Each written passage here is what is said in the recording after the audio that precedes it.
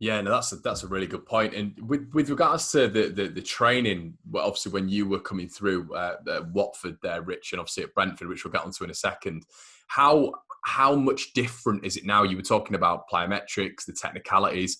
Is it a completely different training routine? Would they not train on any aspects that you trained on? Obviously, they would with the standard handling, but is there just so many more intricacies now than there was back then? Yeah, I think so. I think where I did quite well, and where I was maybe slightly ahead of the curve, was I realised early on I'm not the biggest goalkeeper. I'm 6 foot on a good day. I'm at, yeah, that's actually true. You shrink that much during the day, so I'm 6 foot in the morning. I'm 5'11" at night. Some good So shoes. uh, yeah, good shoes. And Wikipedia has always been 6'1". So, um, but no, I think it's when I look back where I then realised I wasn't going to be the biggest, so I needed to be powerful.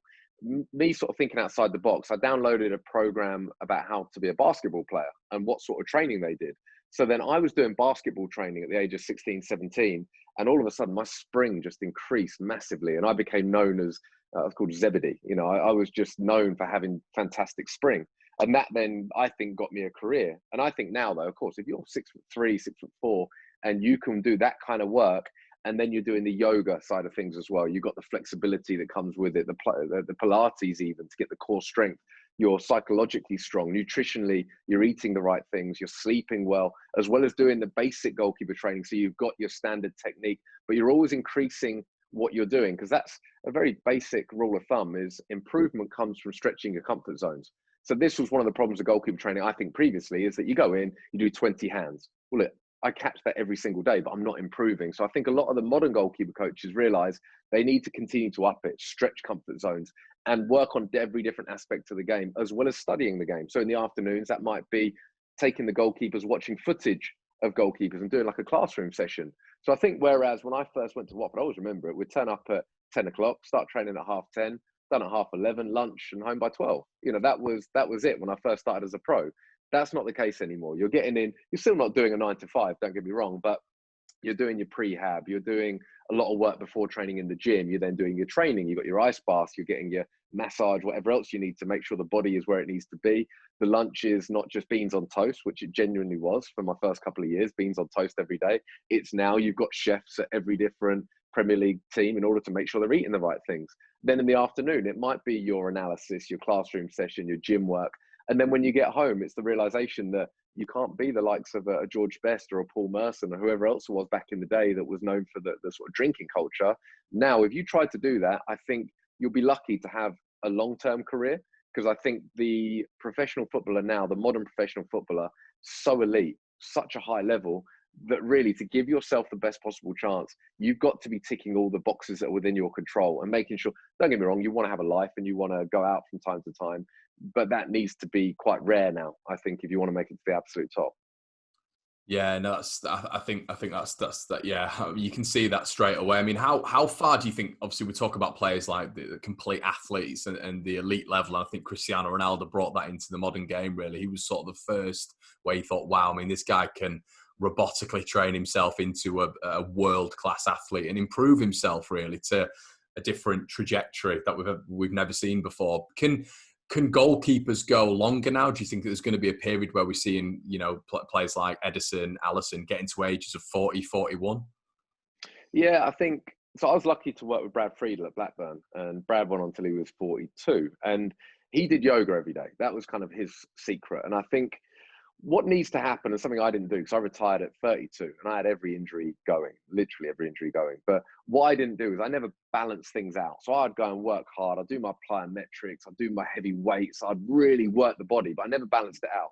And consider, like, if you're a one-footed goalkeeper, which now really you have to be both-footed, but if you've only got one decent foot, the imbalance in the body, you're going to pick up injuries and you're going to shorten your career. So I think now for goalkeepers to go on till they're 40 odd, and it is possible because, of course, you don't need the aerobic fitness that you need if you're an outfield player.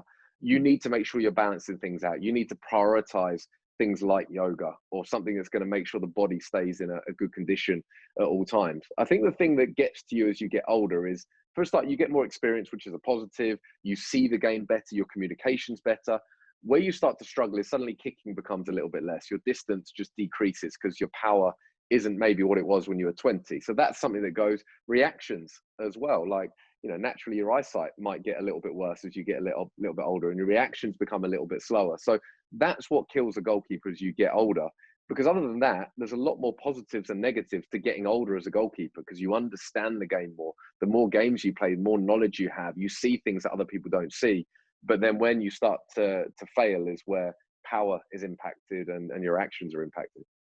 Is it simple? Is it as simple as this to just say when a goalkeeper makes a mistake, it is down to focus and concentration, or are there other factors in place which a keeper can always improve on? I think that when a keeper makes a mistake, I think that, look, concentration is a very broad term. And I think that, being able to be in the zone, I mean, that's another little phrase, in the zone, or being in tune with the game is essential. I think that often, and I mentioned it before, when I talk about mistake, it's funny. We often talk either it's a mistake or it isn't. We don't have that middle ground. Whereas I'll often grade a mistake, because I think that some mistakes are only 1 or 2 out of 10, but they will be labelled a mistake because it might have popped off the keeper and they've scored the rebound. But me having seen it, it's actually a very good save to get down, and maybe the ball's moved a bit, maybe it's wet, maybe it's windy, and actually it's a pretty good save. And he's unfortunate that his parry's gone straight to somebody else. 9 times out of 10, that goes clear and we don't talk about it. But of course, if it goes to someone else and they score, then naturally we always look at the keeper. So I think that sometimes it can be down to, look, some of the ones we've seen recently, Jordan Pickford and David De Gea being good examples, are maybe not spending enough time in training doing some of the key work. And I'm saying this without knowing it, because they may well be doing it, but you'd often say, like, and it's going to get a little bit geeky, but they talk about 10,000 hours to excellence. If you do something 10,000 hours, you will become excellent at whatever it is you do. Now, when it comes to goalkeeping, my argument for training would be, when you talk about the basics, it would be not just doing the basics and that you do your normal handling and low saves and what have you, like really doing the basics well. So it might be that one where that sharp one, where you have to get down, trap the ball, where you are doing that hundreds of times, but you're doing it like game reality. So when you're training, everyone's measured. In fact, here's a story for you that I found really interesting. Was I did a bit of work with, what's his name? Dave, and it'll come back to me in a minute. Johnny Wilkinson's kicking coach. Anyway, the name will come back to me in a minute. I did some work with him, and he got his MBE when Johnny Wilkinson put the ball through the post against Australia.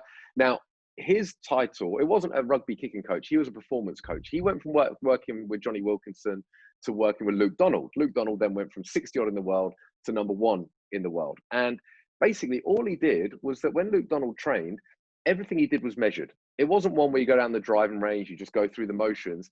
Every single shot was measured, every single shot counted. So basically what he was doing was putting a game reality into training. So what can sometimes happen in training is that you turn up, it's all fun and jokes, you make a few saves, you make a couple of errors, you make a couple of great saves, you go into the five-a-side at the end, make a couple of great saves, make a couple of errors. The problem is that will get translated into a game. It's not like you can always just switch on and play a great game of football. So I think a lot of it, for me, when I'm seeing some basic errors, I just wonder, are they training at the intensity and with the reality that maybe they need to? Because I think now, again, with the levels rising all the time, every single thing you do in training needs to matter. It needs to hurt if you're making mistakes. And at the same time, you need to take real pride in the great stuff that you're doing in training, because that will be seen in the game. And with regards to, just like maybe a different tangent there, Rich, with regards to obviously your career with Alec Chamberlain being sort of the initial keeper that was ahead of you in sort of Watford's goalkeeping hierarchy, how was that? How was that getting into that sort of, that sort of team bonding session and all this sort of stuff? And what was Alec Chamberlain like as sort of a mentor to you? Yeah, he was fantastic. And I think that the way in which I broke in doesn't happen now, because I didn't go on any loans. I literally went from being a kid to being a number 3 to being a number 2 to then getting my chance. And when I actually broke in properly, it was essentially because the club were going into administration pretty much. They were in a bad way.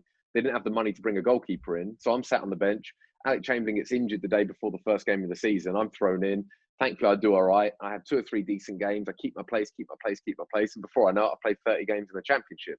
That very rarely happens now. And one of the reasons is that there is a lot more money in the game. I don't think clubs in the Prem or Champ can afford to take a risk like that. And what tends to happen, the route to getting into the Premier League now is what Dean Henderson's done. It's what Marek Rodak's done. It's what, in fact, even Ben Foster, Joe Hart did in a different way. But Marek Rodak, Dean Henderson, they've gone National League, League 2, League 1, Championship, Premier League.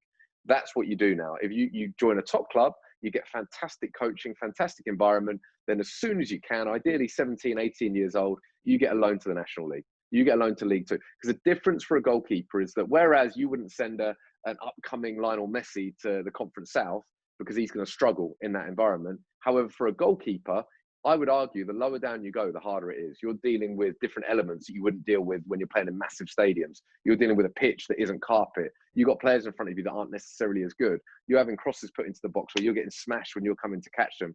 So my recommendation is as soon as you're ready, get yourself out into non-league and play, and then climb the leagues, loan after loan after loan, until, like Dean Henderson's done, you've got 250 games under your belt. You're a young 22, 23-year-old goalkeeper, and you're ready to play at the likes of Manchester United. What he's done is the way that you need to do it now. But for me, it was completely different. It was a different time. Money wasn't there at the club. They were almost forced into playing me.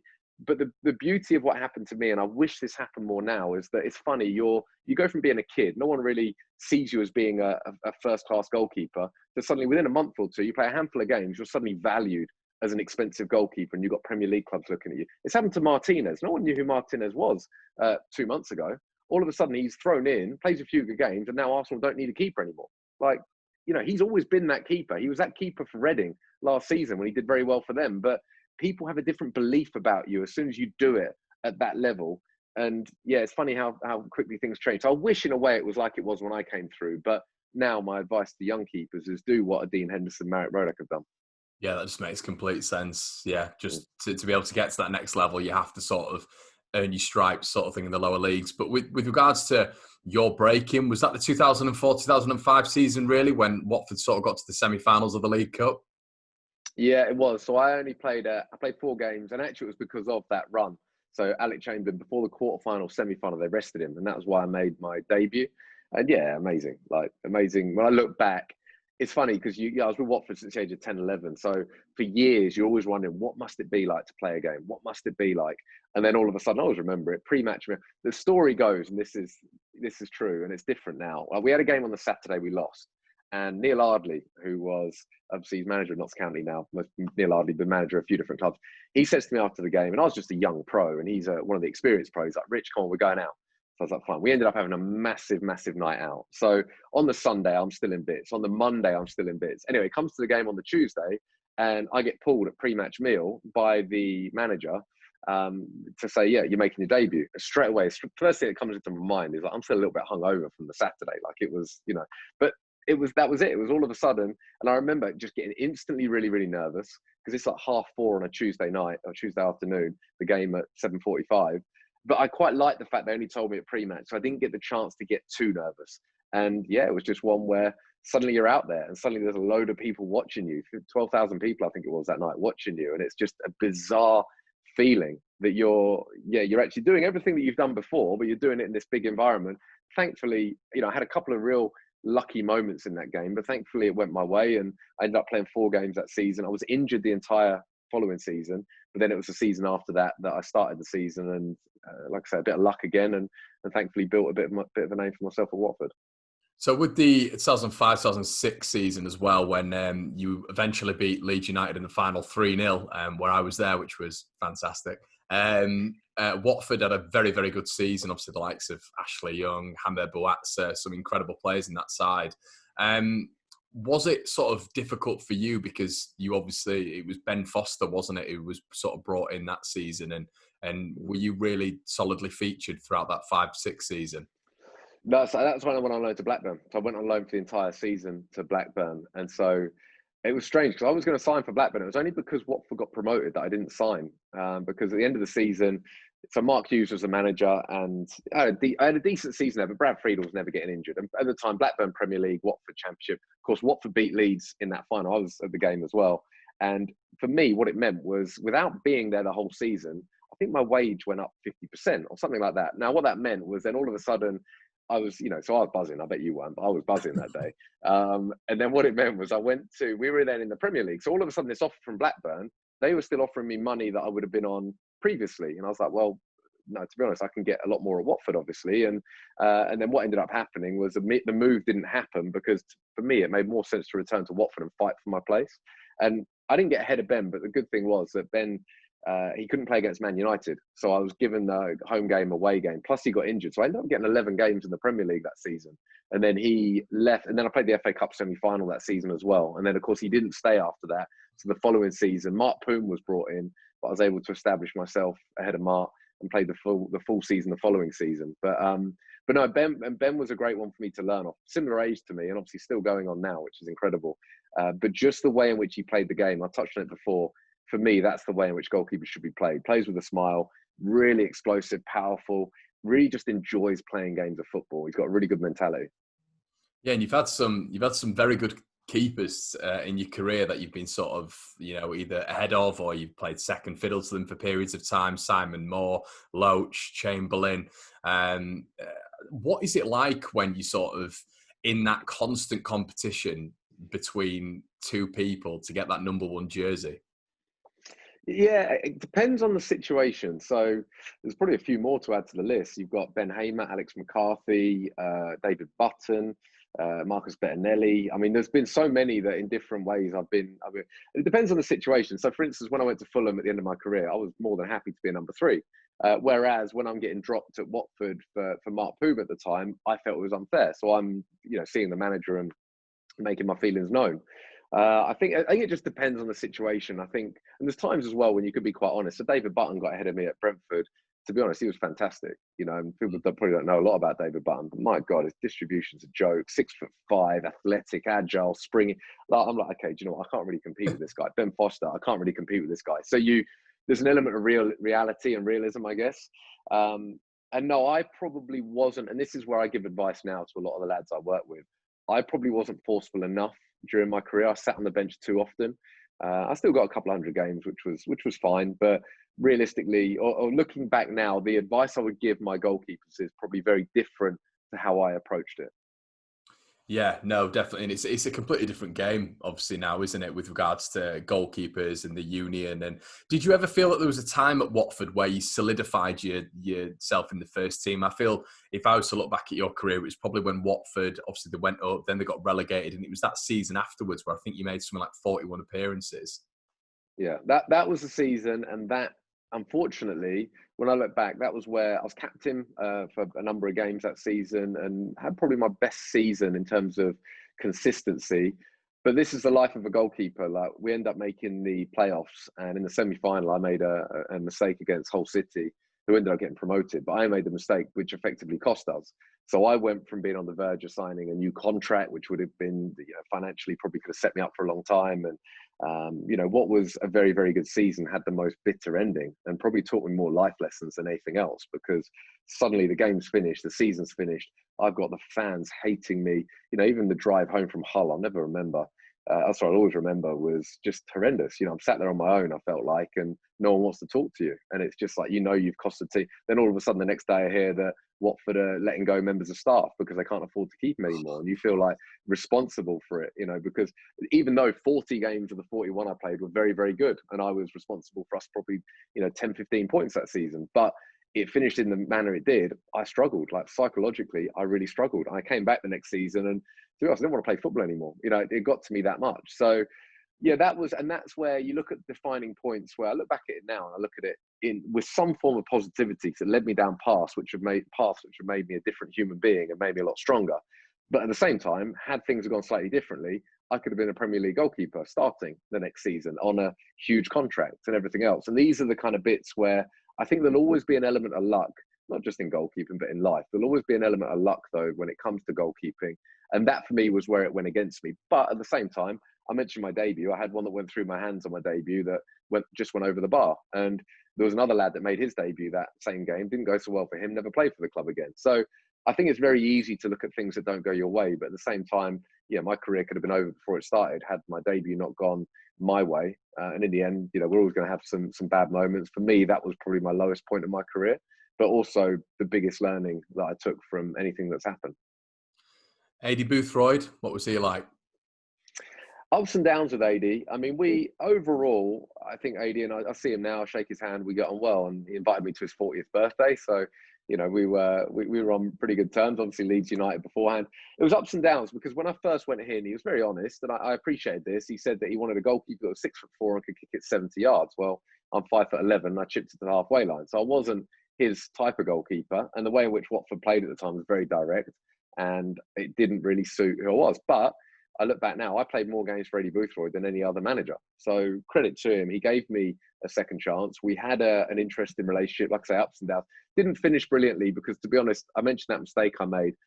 I then dropped to third choice, but I did get my chance the next season, but I was psychologically shot. And I think at the time, believe it or not, I was asking AD not to play me, but he kept playing me. And I had the worst period of my career, 4 games in a row that were just dreadful, dreadful games. And, and he got sacked after those 4 games. And I remember like the last sort of conversation we had then was him, after the game berating me. And I was almost like saying to him, like, I'm telling you, I can't play. Like my head's all over the place. So, I mean, I look back and I was always disappointed at that, but then, I've let that go now. When I've seen him since, he's cool, and he's gone on, now he's got a great gig. He's obviously doing very well with England, and I'm pleased for him that it's worked out because he had some tough times after Watford and some jobs that didn't go his way. So for it to now turn around and for him to be in a solid position and doing well, I am pleased for him. And as a human being, I do like him. And I think with most managers, you're going to have ups and downs. And yeah, we certainly had more than a few. And you rejected a contract offer for Watford in 2010. I presume that was just down to stability, and then the move to Brentford came about. Yeah, and it's funny how things go. I mean, I decided I needed to play. I hadn't played for a couple of years at that point after that mistake and AD going. I basically didn't play for 2 years, and just the odd cup game. In fact, I think my last game might have been against Leeds, funnily enough, in a cup game, which we lost 2-1, but I played quite well that night. In fact, I played a couple of games at Ellen Road. In fact, one of my memories at Ellen Road was the mascot you have there.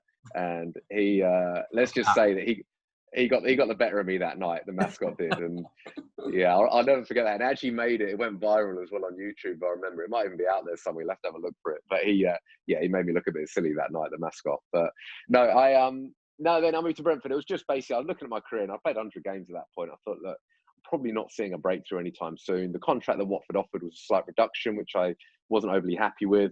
I thought I just want to go somewhere and play. So Brentford came up. It was a decent contract, good opportunity, a club going in the right direction.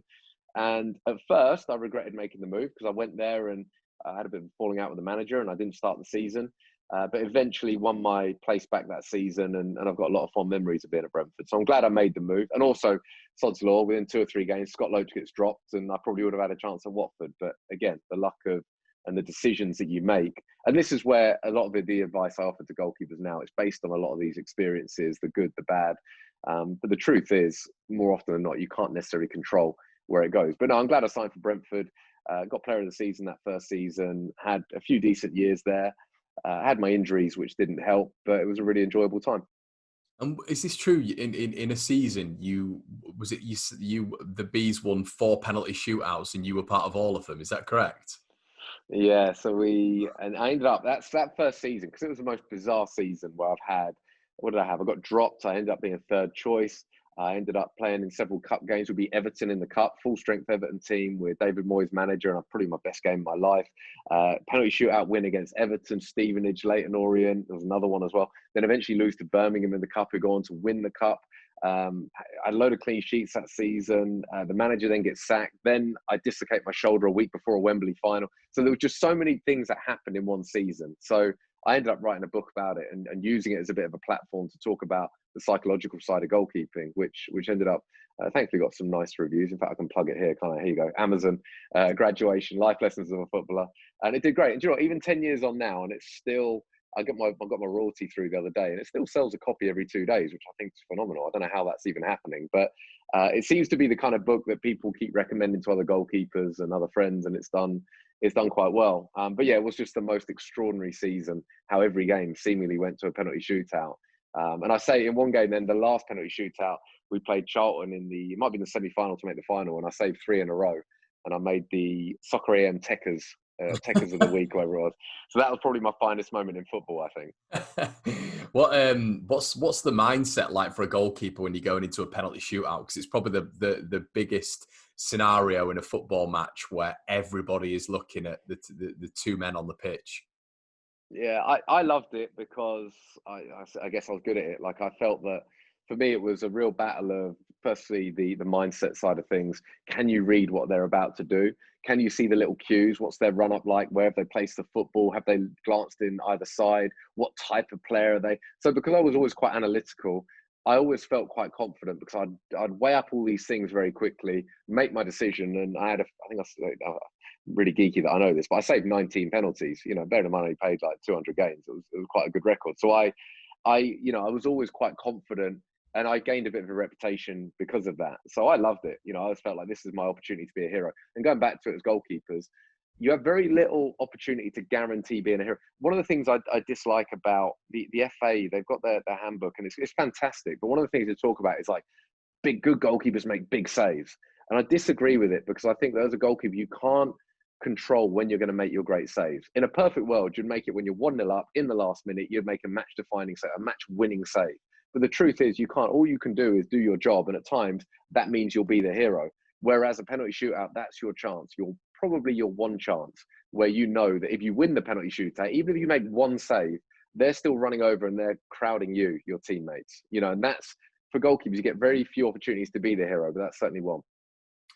So you made 87 appearances at Brentford, a very large amount of appearances. What was your relationship like with another Leeds link in Juve Rosler? Yeah, great. We had a few head-to-head run-ins. I think I did with every manager, to be fair. It's probably just the way that I am. But what I loved about Uwe was that he was one that you would have it out with him there and then it's forgotten. You know, he was that. And he was your real fiery German, you know, and I think most of the lads really took to him. Like, he was so passionate about what he did, about management, about his players. And yeah, we had, like I said, it was like, now I went and saw him not so long ago, and it was great. And even at the time, even when we'd had a row, we'd always then meet the next day and talk it out. And I like that. The ones I hated, and I won't name names, but the ones I hated were the ones that you knew were saying stuff about you, but would never say it to you. And I think most players will agree with that. They'd rather a manager say to you, you're like Eddie Boothroyd did with me, you're too small, you don't kick it far enough. I'd much rather that, because at least I know where I stand. With regards to Brentford as well, at that point, had Matthew Benham, had he incorporated the sort of recruitment strategy, which seems to be, well, probably the best in all the lower leagues? Yeah, he had, and he had done it. To be honest, I probably wouldn't have got signed because it had just come in after I got signed. I wouldn't have ticked their boxes now, no chance.